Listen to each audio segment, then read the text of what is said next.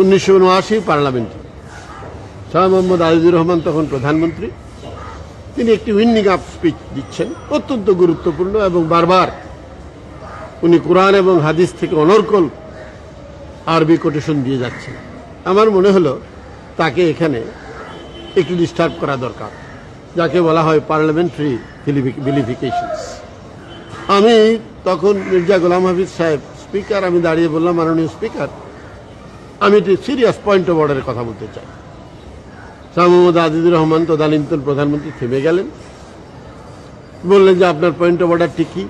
আমি বললাম, আমার পয়েন্ট অফ অর্ডারটি হচ্ছে যে মাননীয় প্রধানমন্ত্রী যে অনর্গল মাঝে মাঝে আরবি কোটেশন কোরআন এবং হাদিস থেকে বলছেন, এই উদ্ধৃতিগুলো খুব প্রাসঙ্গিক হচ্ছে এবং উচ্চারণগুলো খুব শুদ্ধ হচ্ছে।